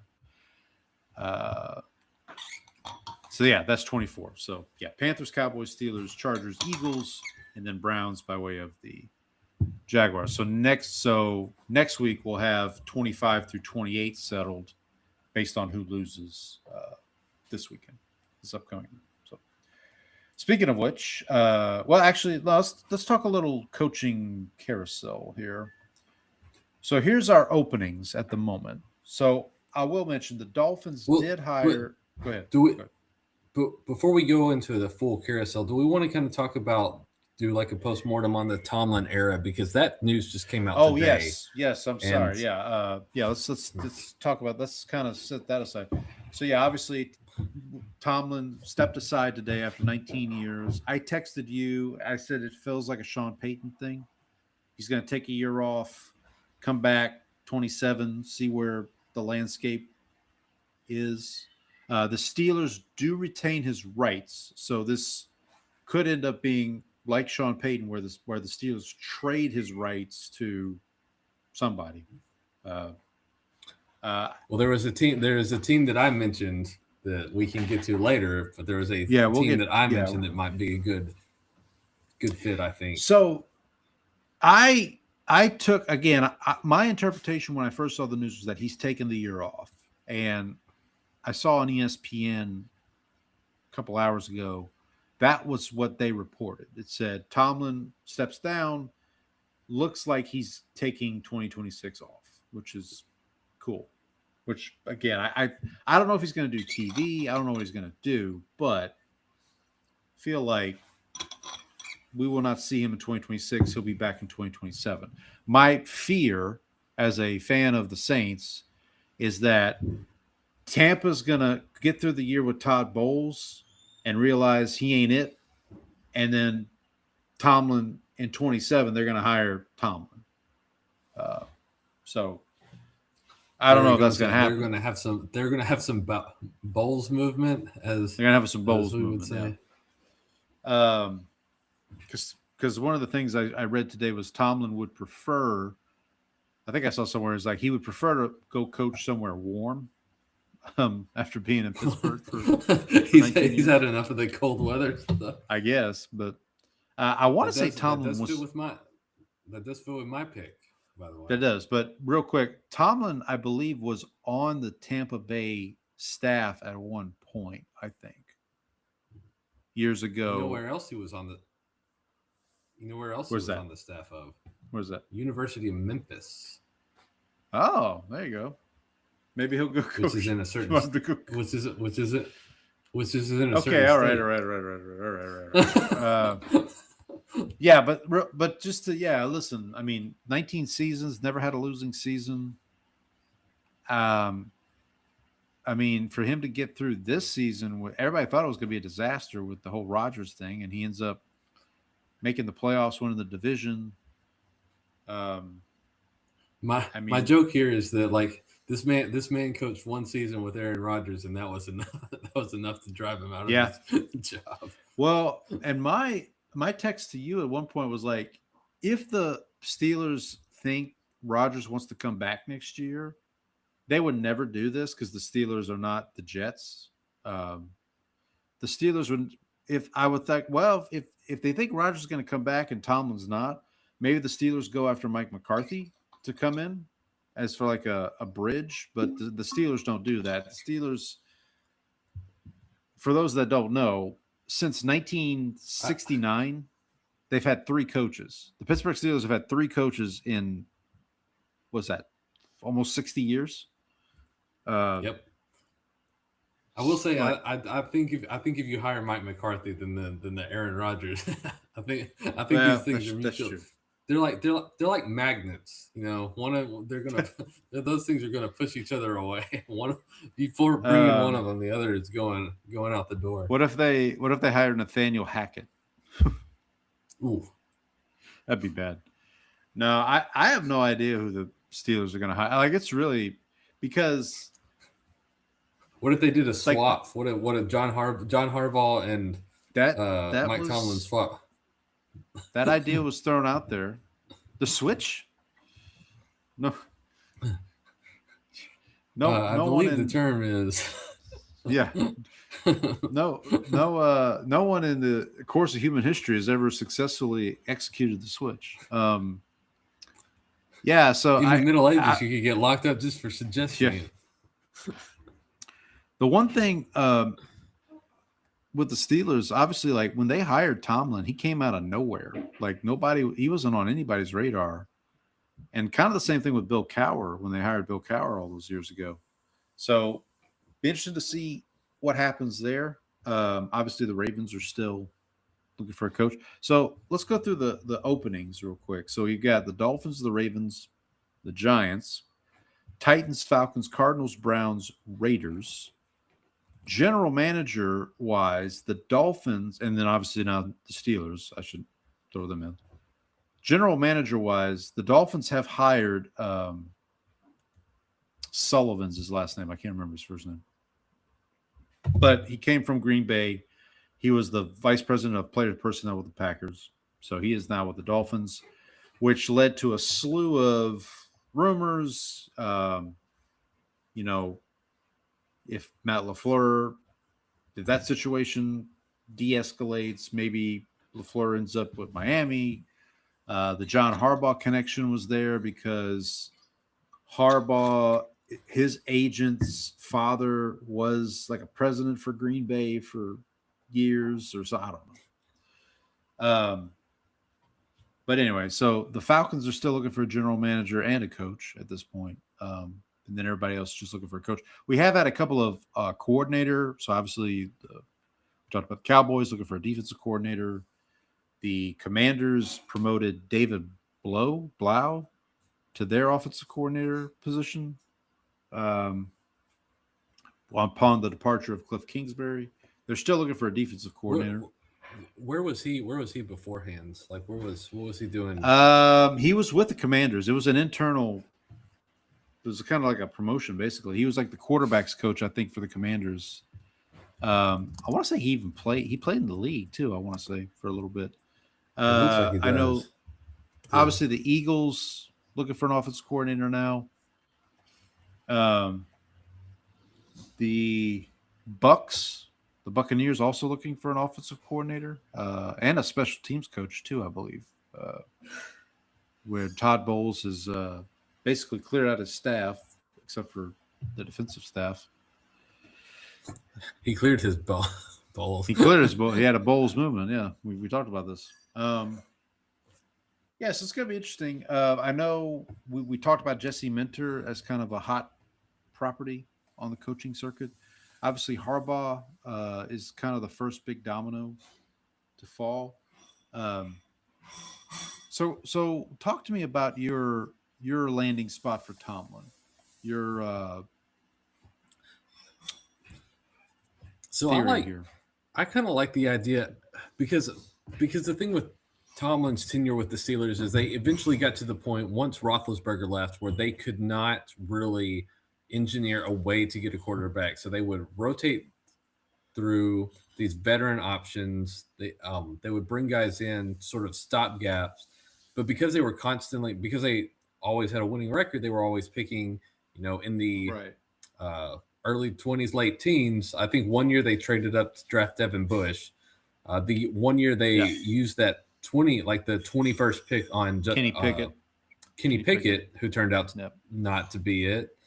And so the issue was that they were always looking for, the defense was good, and then the offense was constantly churning, needing to try to find another quarterback option. So I think Tomlin would probably want to go somewhere, and I don't necessarily know if he wants to work with the young QB, but it would make sense for him to kind of want to go somewhere where they have the guy in place. And I think Tennessee really sort of fits that mold. Tennessee would fit that mold. I would say the Giants, although I don't know if Tomlin wants to go to New York. That's a question. And how much do you believe in Jackson Dart at this point? Because and then the Raiders are going to have their guy supposedly. So there's that. Yeah. But there's also I think there's also a lot of rebuilding. I think there's a lot of rebuilding that needs to go on there. But if Brady is included in the hiring process, I think he gets Tomlin, I think he would be willing to give you a longer runway than what you got from guys like Pete Carroll or the other coaches that they have recently cycled through. But I think Tennessee also has a lot to rebuild. I think they're still pretty thin. They have their skill position players are who are their wide receivers at this point? Calvin Ridley is terrible. Yeah, Ridley, Elick Ayumanor. Yeah, Elick Ayumanor. That's if that's your best wide receiver, you're kind of left wanting. Tony Pollard is your best running back at this point, who's on his second contract and probably on the way downhill just because of the way that running backs. Tyjae Spears. Yeah. Here's something for the Steelers that I saw brought up. Rich Eisen brought it up. I also saw it brought up on Twitter. Do you know who was born in Pittsburgh, Pennsylvania? A coach that was born in Pittsburgh, McCarthy. Pennsylvania? Well, he was McCarthy's there's another guy who's named Kirk Cignetti. Now, I don't know. Again, the Steelers tend to go younger coaches. Cignetti's in his 60s, I believe. But I don't know, man. I think they would at least maybe make the call and gauge his interest, I think. Do you think Cignetti really wants to? After he's built up the program in Indiana, think he does. I don't think he also got that contract extension too. Yeah, so that's going to be. But if you're a football coach who was born in Pittsburgh, and the chance to coach the Pittsburgh Steelers is out there, I don't know if that makes a difference. Like, I don't know what kind of difference that makes. I should mention, so Harbaugh, going back to Harbaugh for a second. So the two teams that have been linked to Harbaugh the most are the Giants and the Falcons. And in You don't both want cases, him anywhere near you. You don't want him anywhere near Atlanta. No, I do not. But in both cases, the backup plan, it seems like, is Kevin Stefanski, and I don't want Stefanski in Atlanta either, because like because I mean, we see Stefanski do more with worse in Cleveland. Like if he has Kirk Cousins, or that's the big question in Atlanta, is like, what do you do at the quarterback position? Do you get somebody who's going to like get the most they can out of Penix? What's the Cousins situation? So I told you this, but my kind of best situation for Atlanta is if you're the people in charge of hiring, you interview coaches, you talk about, and you say, hey, we don't have a first round pick this year. Right. Penix is still a work in progress, and we still have questions about him. Go through this year with him in place, see what you get out of him. If you don't like him after the season, we can work on trying to find a quarterback that you think works for you. Right. And I think that's the best way to approach this situation, because, I mean, someone on the Athletic Football Show said the worst part of this is that Michael Penix basically didn't reveal to you whether he was like he didn't. Yeah. You don't know one way or the other. That's Yeah, like the worst part of this. It's like there's no definitive answer. Is he good or not? I don't know. Take the kind of the philosophy the Titans did with Will Levis that one season, where Callahan was basically like, look, we know we're going to suck this year, but we got to figure out if Will Levis is it. And he wasn't, obviously. But yeah, I don't disagree with your stance there. So here's the way I'll phrase this. Who's going to be the Saints of this year? And what I mean by that is the Saints last year basically had to wait for the musical chairs to stop, and then they ended up with Kellen Moore, which, in retrospect, seems like it's going okay. Who's that team this year that's going to be like, they got to wait for and to me, I think it's the Cardinals. Because if you look at the Cardinals, the other three teams in the Cardinals division are still in the playoffs, which is absurd. So that's going against you, number one. The other thing going against you is like the whole Kyler Murray thing. Like, He gone. I don't see him coming back, but like, okay, well, what do? You're going to draft. They have the number 3 pick. So, I mean, I guess they could conceivably just draft the quarterback there, depending on who's available. I mean, the Raiders' job, the most attractive thing there is the number 1. They have the number 1 pick. The Browns, like, I don't know, man. Like, they might just end up promoting Jim Schwartz to head coach. Honestly, is what it looks like at this point. Yeah, that's a shame. Yeah, I know you were hoping to see him in Dallas. Do you want to give a quick update on the Dallas defensive coordinator? So search? the guys that they have are interested in right now that they've been linked to is Leonard from the Broncos, who I think Jim Leonard, Jim Leonard, who Yep. I think has worked in a lot of different places and has a lot of different ideas that he would bring to the defense. I think in terms of like the coverages that he runs are kind of actually similar to what Eberflus runs in terms of like cover 1, cover 3, but he's actually more creative with bringing pressure. The fact that he's worked under a bunch of schools of thought means that he could kind of bring in a bunch of different ideas to Dallas. And then the other guy that they've been looking at is Jonathan Gannon, who I also think is a good defensive coordinator. Maybe not a great one of those guys who's probably needs to rehab his career before he gets another shot as a head coach. So I think that's a good option.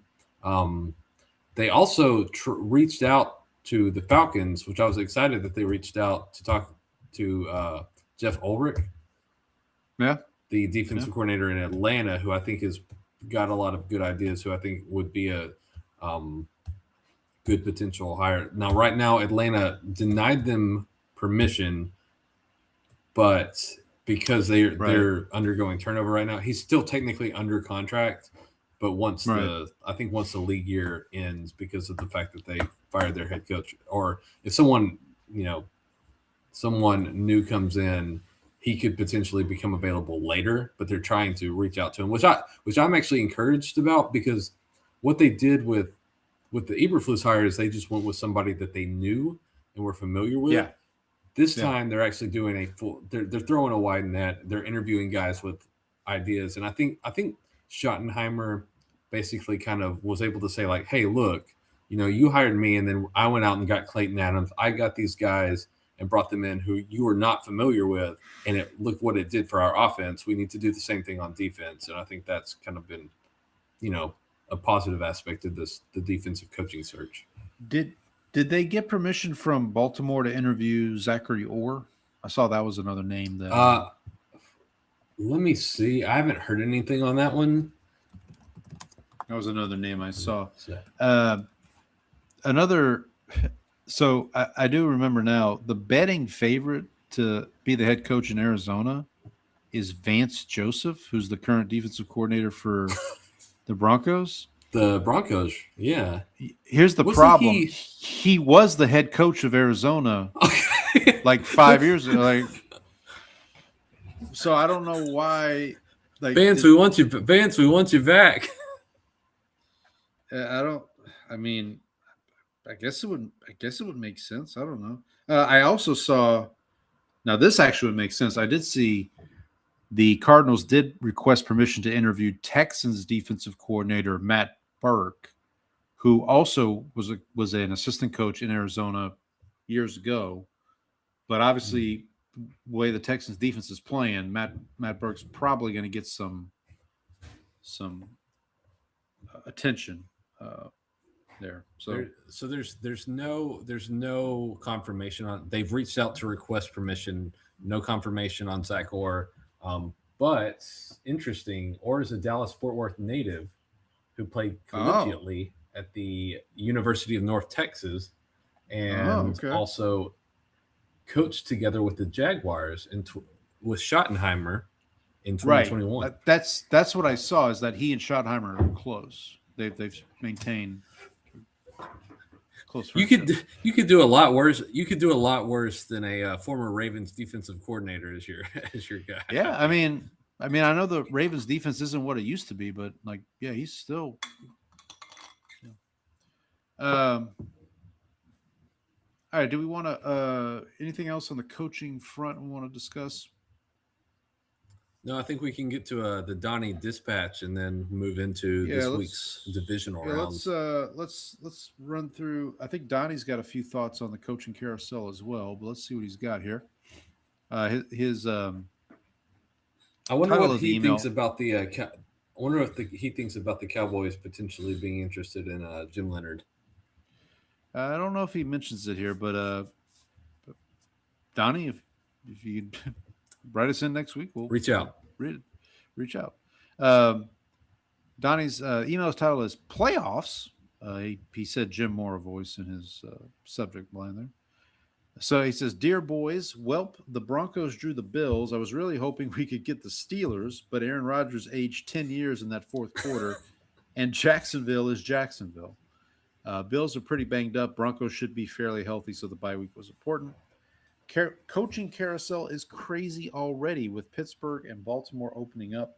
Eagles OC and Lions OC, those are good jobs to be had. Pittsburgh seems like the worst of the two jobs that they probably need to break it down and rebuild around a young quarterback. Andy's Bears pulled one out of their butt. Survive in advance." So short email there. Oh, we should Donnie. I should mention that Trayvon Diggs did make a brief appearance for the Packers.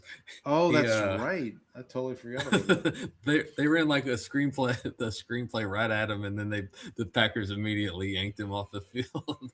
Right. Good work, guys. Yeah, good. Yeah, good job there. Okay, you ready to pick some games for the divisional round here? Let's get to it. All right, so we're going to start. First game, speaking of Donnie, first game on Saturday, brought to you by former Saints legend, Emmanuel Sanders. This one's at 3:30 Eastern. Bills at Broncos. The Broncos are laying 1.5 here. I'm just going to lean into it. I'm going to go Bills plus 1.5, and I am going Bills at a 3. Ooh, you're braver than I am. Now I'm going to go with the. I guess we'll going to do Donnie a favor in here and put the double Blessed and Boys curse on here, because I'm also taking the Bills plus 1.5, and I will take the Bills at a 1. Okay. Let's just ride the Bills as the team of destiny this year thing. So, yeah, until they're not. All right. Oh, in that game, yeah, I said Emmanuel Sanders. Yeah. Okay. Yes. You now, did. Saturday night, 7:00 Eastern. So, 49ers have a short week here. They get to travel to Seattle on a short week. This one brought to you by Braylon Edwards. And the Seahawks are laying 7.5 points. That feels heavy. That feels like a lot, but we'll see. So I am going to go with, in tribute to our good friend Trang, as we've been doing all season, I'm going to take the points with the 49ers. So I'm going to go 49ers plus 7.5, but I'm taking the Seahawks at a 1. All right. I will take the Seahawks and lay the points based solely on the fact the Seahawks had an extra week to get ready for this game. 49ers are already beat up. They've lost so many people on defense. And Everybody they also will not have George Kittle. They will not have George Kittle for this game as well. That's true. So I will take the Seahawks. Should mention, they did open the window for Fred Warner to begin practicing. He probably won't play in this game, but should they advance to the NFC Championship or the Super Bowl, Fred Warner may be back for one of those games. So, I'm sorry, you're going to take Seahawks minus 7.5. Seahawks at a, and I will take Seahawks at a 3. 3. Okay. All righty. Sunday, first game on Sunday, 2:00 Eastern start time here. Ryan Mallett presents Texans at Patriots. Now, when I put these spreads together, I usually go based on the ESPN app. The last I checked ESPN, it was Patriots minus 3. I checked Rebet. They had Patriots minus 3.5. So I'm going to go with the 3.5. Okay. Really? Because I just don't want to push. I just don't want to. I want to avoid the opportunity of a push. So the number we're using is Patriots minus 3.5. I'm going to go Patriots minus 3.5. Patriots at a 4. Okay. I am going to say, it seems like every year that the Texans make the playoffs, they start with the usually the Bengals or the Chargers in the first round, and then they move on to the divisional round and they play the Patriots in New England. Yeah. Like it seemed like even back when JJ Watt was playing, that's how it worked. Yeah. I'm going to say that the Texans get over the hump this year. I'm going to take the Texans plus 3.5, and I will take the Texans at a 2. Okay. So you're taking Patriots minus the points too? Yeah, Patriots minus 3.5. Patriots at a 4. And then last but not least, complete opposite here. Yeah, we're complete opposite there. Last but not least, Cowboys and Saints legend Steve Walsh presents Rams at Bears. This game at 5:30 Eastern Sunday evening. Bears are the home underdogs. Bears are getting 3.5 points. I'm going to take the 3.5 with the Bears, but I will take the Rams at a 2. Okay. I will lay the points with the Rams, I'm going to say the Magic, Okay. the Chicago Magic. They are similar to the Chiefs in that they have gotten very lucky in close games, and they've had to pull off miracle comebacks multiple times this year. Yeah. I think the Magic runs out here. No Okay. offense, Andy. So I will Right. take the Rams minus 3.5, and I will take the Rams at a 4. Now, one thing I should mention I saw today, this game potentially may end up being the coldest playoff game in the history of the NFL. It's supposed to be very cold Colder in than Chicago. Colder than the Ice Bowl? I don't know if it's that cold, but yeah, it's supposed to be very cold. So keep that in mind. You know, so I don't know if that's going to matter or not, but I just saw that today. Thought it interesting. Wanted to point it out. That is a So- fair point because there's actually been research that teams that play in warm weather when they go to colder weather climates their performance does tend to drop. So that is like something worth mentioning, I believe. All right, so just a quick recap here. So we're both on the Bills plus 1.5, and then we're head to head on the other 3 games. So I'm going 49ers plus 7.5. You're going Seahawks minus 7.5. I've got Patriots minus 3.5. You got Texans plus 3.5. I've got Bears plus 3.5. You've got Rams minus 3.5. And then confidence. You know, we're we both could on the. Go ahead. Go ahead. No, you go first, and then I'll. Well, I was going to say on confidence, we both have the Bills. I'm at a 3. You're at a 1. We both have the Seahawks. I'm at a 1. You're at a 3. We're head to head. Patriots, Texans. I've got Patriots 4. You have Texans 2. And then we're both on the Rams. I've got Rams 2. You've got Rams 4. What were you going to say? So it's worth mentioning that we could have 3 of our listeners, our three like main friends of the pod could be in the NFC and AFC championship games come next week. Yeah, so we had I don't know if we talked about this on the show or just off air, but we had said that if the Super Bowl ended up being Broncos Bears, we had to get Donnie and Andy on the show. But I would say if the Seahawks end up at the Super Bowl, maybe Trang would come on the show and chat with us. Absolutely. And then we should also say that the Blessed Boys official Super Bowl pick is still half alive because the Bills are still there. That's true. We had Packers Bills going. I totally forgot about that. Packers Bills going into this. the official Blessed Boys pick. We're back, baby. We're hanging on there. Yeah. So that's that. So when we reconvene next week, we will know the AFC and NFC championship games. We will have a college football champion crowned. What else? You guys will be back from your vacation for your wife's birthday, hopefully. Yeah, we will be recording next Wednesday, I think is the plan at the moment. That based on sounds good. Travel schedule. Sounds good to me. So and then we'll be getting ready for. Well, I don't know if we'll have any coaching hires between now and then. I don't know if we'll have any more coaching dismissals between now and then. I think we're done. I think so. I don't unless we may have some more interviews to report. We'll have some interviews to report on though. Well, unless like if somebody just wants to step aside. So like obviously we had talked about Andy Reid possibly stepping aside, but I think he would have announced that by now if that was going to be the case. I mean, he may wait till after the Super Bowl. He may take some time to kind of step away and see.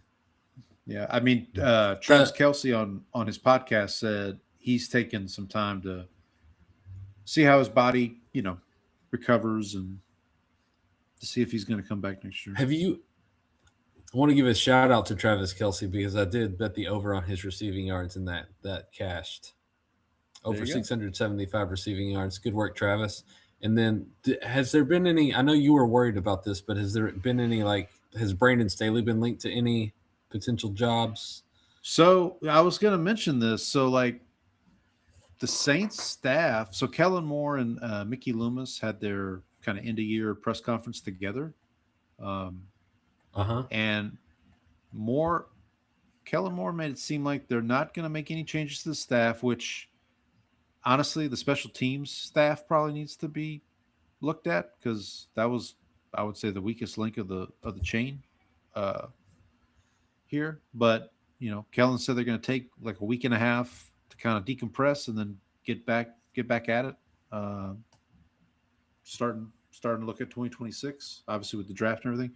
So this is a nice offseason for the Saints. They don't have to worry about a coach.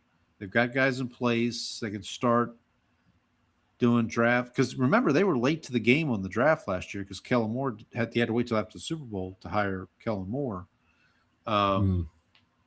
So we'll see what that goes. They do have a decision to make on Chris Olave with his 5th-year option. So I haven't heard Staley's name. I haven't heard anybody's name from the Saints staff, which is good, I guess, in a way, because you have consistency. I'm wondering I think he probably needed like a couple of years of coordinating before he gets another shot. Yeah. Well, because you mentioned Jonathan Gannon maybe going to the Cowboys, and that Staley was the first thing I thought of, was like that same kind of image re-enhancement. Yeah, and and you're also getting the guy who also has head coaching experience too, as a defensive coordinator. Right. So like that's another thing that you got. Right. Another guy I think we haven't mentioned, maybe get a second chance at a head coaching job, maybe Robert Saleh, who's obviously doing wonders with the 49ers defense, and they're, as you mentioned, like all their injuries and keeping it all together. So this has turned into a very interesting coaching cycle. Like towards the end of the season, you and I kind of looked at all the teams, and we had even said, I think I said, or maybe you said, like every team in the AFC North could change their coach, and all of them are, except for the Bengals, which honestly makes no sense. Like, I think the Bengals probably should be looking for a new coach too, but that's neither here nor there. Well, it's also interesting. I think it's also interesting in the sense that, like, last year, the big thing was, like, we're looking at all these, like, offensive guys, like, kind of getting hired away. Yeah. You had, like, Liam Cohen. You had the Ben Johnson. Those were, like, the big names. I guess technically Brian Schottenheimer, another offensive guy, getting hired. And this offseason, it feels like there's more of a focus on guys who are either defensive guys or guys who, like Harbaugh, are more like the CEO executive types. Culture guys. Yeah, culture builders. Yeah, and so there's more of a focus on, like, you're seeing names like, you're seeing Robert Saleh, you're seeing Brian Flores, you're seeing, Harbaugh and Tomlin are Jesse the exec types, but then Jesse Minter, Vance Joseph, like these are the guys that are getting head coaching interviews this cycle. And you've seen with like Mike McDonald, I think is like the one guy in Seattle, is kind of a guy who I think has been kind of showed that model can still work. So I think it's an interesting cycle from that perspective as well. I just came across this on Twitter. This is ML Football, at ML Football. I believe that's machine learning football. And here's their coaching predictions. So just food for thought here. Now, they don't have one for the Steelers yet. I think this might have been prior to the Steelers news. So their predictions are the Ravens will hire Brian Flores. The Dolphins will hire John Harbaugh. The Falcons will hire Clint Kubiak, which I don't like that. I heard his name mentioned in an interview. Like that was a potential candidate that they were interested in. I ain't interested in that. I'm not Revenge time. Yeah. The Giants would hire Stefanski. The Titans, this is a sneaky one. The Titans would hire Arthur Smith. So remember, Arthur Smith was the offensive coordinator with Tennessee when Vrabel was there with Tannehill years ago. So that would make sense. The Cardinals hire Robert Saleh. I actually don't hate that. I think that would be a good. I can see. Yeah, I don't hate that. Now that would also depend on who Saleh hires as his OC. Like, who's he going to bring in as his offensive staff? Just take someone from the Shanahan tree over in Right, San Francisco. Why not? The Raiders. I don't know if this makes sense. The Raiders hired Jay Harbaugh. Is that a real person? is that Jay Gruden? No, just it with one of the is. Harbaugh brothers. It is. Looks like he's with Seattle right now. Who's Jay? And then He's the third. This is- He's the third tenor. okay, so Jay Harbaugh is the son of Jim Harbaugh. He is the special teams coordinator for the Seahawks at the current moment. So that was for the Raiders, and then the Browns, Mike McDaniel, which I actually think would kind of be a good hire for the Browns. Like, their quarterback situation notwithstanding, like, I think McDaniel, because McDaniel that is a mess. Again, McDaniel was with Cleveland back in the day when they had Johnny Manziel. There's that clip that goes around of like that fake play they ran with Manziel, and you could see Mike McDaniel on the sidelines. I don't know if you've seen this clip where it's like a fake play where like they're acting like Manziel's not where he's supposed to be, and then he just runs up the sideline and they throw him the pass. Yeah. But yeah, that's Mike McDaniel in that clip. So let's see. Oh, this is from Tom Pelissero. Former Ravens coach John Harbaugh continues to gather information on possible destinations, and the expectation is he'll interview with the Giants, the Titans, and the Falcons by the end of the week. Other teams remain interested, but those three, Giants, Falcons, Titans, have the inside track. So I'll ask you, John Harbaugh as the coach of the Giants, how does that land for you? I think I'll worry less about that than I would with Stefanski. Okay. If that makes sense, because I think I'd rather it, because Harbaugh, yes, is a culture setter, but also like then you have the question of who his offensive coordinator is going to be, and so like I think I'd rather like stay away from some guy who I think can maximize Dart. I think Todd Monken's going to follow him. I think Todd Monken's going to end up being the OC wherever Harbaugh lands, unless, because Monken has also been linked to the Tampa Bay job, because Monken and Baker Mayfield have a previous relationship. Monken also was the OC for Tampa Bay a couple of years ago. So like there's a natural pairing there. And Todd Bowles, I mean, again, we talked about this. He's coaching for his job, I think, in 2026. I'm kind of surprised that, I don't know. I thought Tampa would overreact to like Harbaugh and Tomlin moving on and just be like, sorry, Todd, we're not doing this. We're gonna go. It's not you. It's yeah, right. But I do think I would keep an eye on that for next year. I think if Tampa has another season like they did this year, they move Bowles out and they try to make a play for Tomlin. Well, I think, and I think the part of that is like Todd Bowles is a defensive guy, and their defense wasn't necessarily good this season, right. And so like we at that point you reach the point of what is it you do? What is it exactly that you do here, Mr. Bowles? You're like Dennis Allen at that point, where it's like, okay, you're a defensive-minded head coach, and your defense sucks. So, So, interested to see what happens over the next couple of days, next couple of weeks. I would imagine we get some hirings prior to the Super Bowl, but as you mentioned, you might have to wait a little bit. Because there are some guys too. We talked about Matt Burke, who's with the Texans. He has to wait until the Texans are eliminated, I believe, to start interviewing. So there's issues like that where you have to kind of wait and see. But Yeah, so some of this will depend on who gets how far as well. which domino falls first, right? Like the Harbaugh domino is probably the first one to fall because as I mentioned, like if he goes to the Giants, then the Falcons are going to pivot to Stefanski, and then if that happens, then what does the next team do? And so interesting to see. We'll keep you up to date here on the show, so tune in. We'll let you know what's happening. Any college basketball news from you?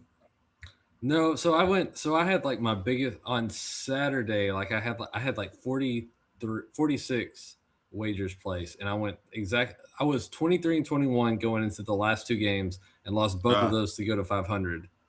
And then the next day there were like no games played because like everyone had played the day before, and then I went 4-0 on that. And then last night was a disaster, and I went 2-7. And then I started off okay tonight. I think I started off like 4-2. So Gotcha. Well, UConn lost by the hook. UConn lost by the hook. the hook always gets you, man. Brutal. I know. Hook always gets you. All right, boys and girls. Well, we'll chat with everybody next week. Yeah, so the episode will be out a little later next week because we're going to record on Wednesday as opposed to Tuesday. But we will see everybody then. Hope everybody has a great week. Stay warm out there. It's cold. I know here in Texas it's gotten down to the 40s. So we're down into the 40s, folks. We're freezing over here. Brutal. Yeah. We got the fireplace going and everything. We're practically on the ice caps. Yeah. So until next week, happy football, everybody. All right, happy football.